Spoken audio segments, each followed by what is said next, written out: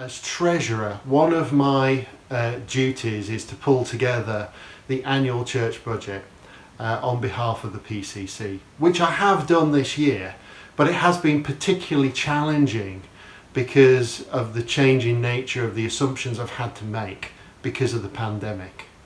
You could say that everything has actually changed this year. However, looking through different eyes, you could say nothing has changed. We believe as a church that we are still called to bring God's kingdom to our patch of the earth. And how do we do it? Well, we preach Jesus, we make disciples, we love and serve our city, and we send out leaders. And that's been the guiding principle on how I've pulled together this year's budget. Now obviously when you look at the Vision Appeal booklet, you will see that there's a funding gap there of £156,000, which is a considerable number. And that comes even after having made some very difficult decisions, even making some people from the staff team redundant. Now the way that I look at the budget and get it into my mind is looking at what has changed and what has affected us most during this time. And it is the operations of our church centre.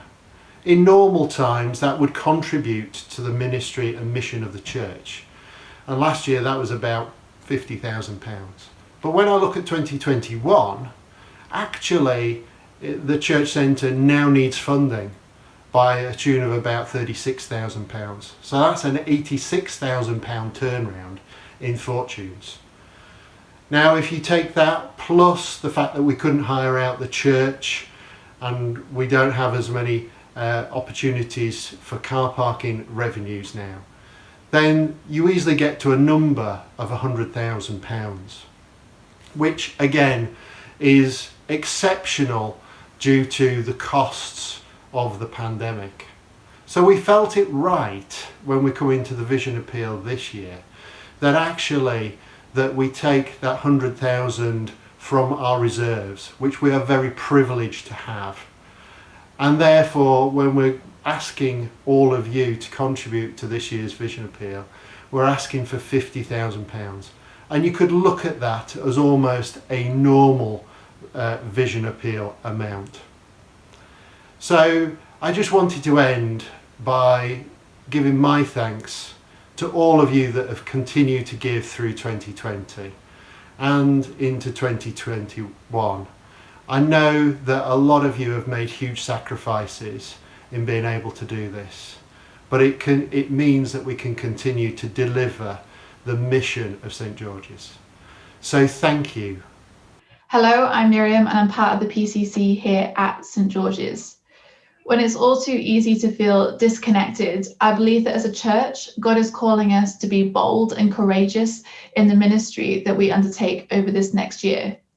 And therefore, I think we need a vision appeal that reflects this.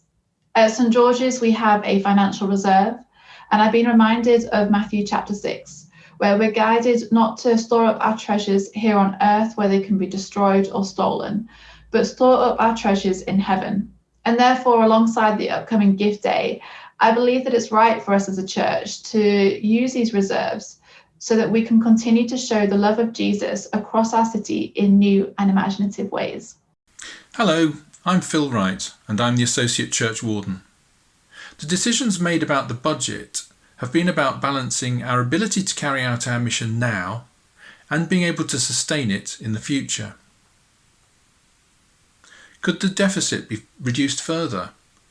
Yes, more cuts could be made to the budget, but they would begin to erode our ministry, and at a time when the need for pastoral care is high due to the pandemic.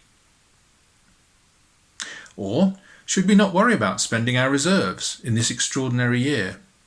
Isn't this what they're for? Again, yes, but our reserves also earn income which will help fund our future ministry.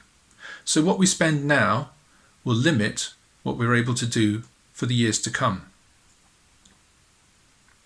The Vision Appeal is always about supporting our mission, but this year in particular, it will help balance supporting our ministry now and sustaining our vision into the future. But our hope and trust is not in the wisdom of the budget, or in the recovery of the economy, or the response to the vision appeal. We depend on our Father, who inspires our vision to care for our city and world, and who will provide us with the means to do so.